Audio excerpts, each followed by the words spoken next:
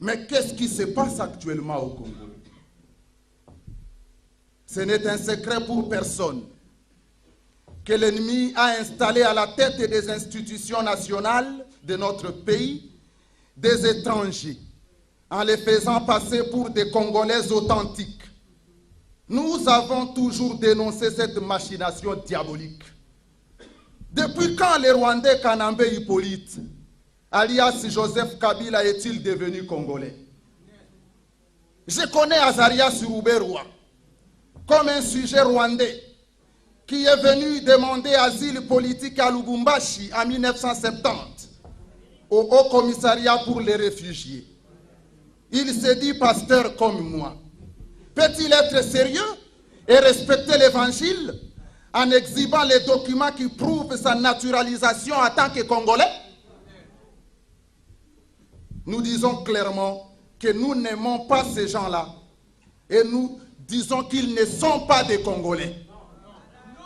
Qu'on cesse de nous endormir. Qu'on cesse de nous endormir avec des critiques stériles.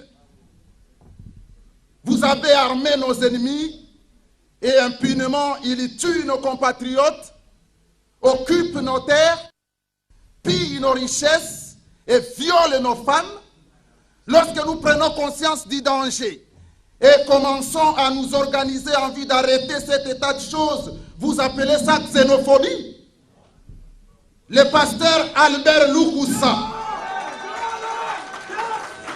qui a été empoisonné dans les geôles congolaises pour avoir critiqué le président Hippolyte Kanambe, alias Joseph Kabila. Je suivrai leur exemple, car pour avoir fait preuve de courage et de détermination, ils ont réussi à changer les cours des choses. Ce que nous ne voulons pas, c'est le fait d'être continuellement victimes de la difficile cohabitation entre les populations rwandaises. Où est le problème des Congolais? Si les Hutus et les Rwandais ne s'aiment pas, les Hutus et les Tutsis ne s'aiment pas, où est notre problème en tant que Congolais? Comprenez donc que lorsque l'incompétence s'introduit dans les milieux politiques d'un pays, votre vie en tant que citoyen et votre avenir en tant que nation sont dangereusement menacés.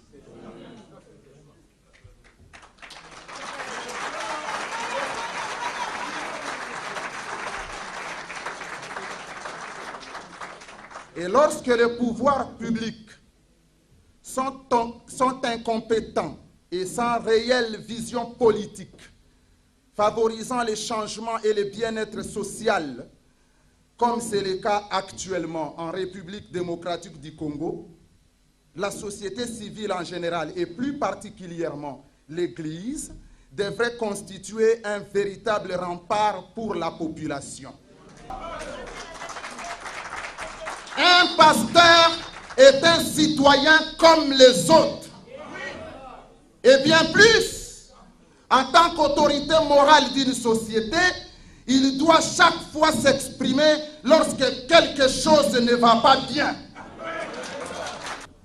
Je refuse d'être comme les autres pasteurs. Ce que j'appelle les pasteurs de Mabonza.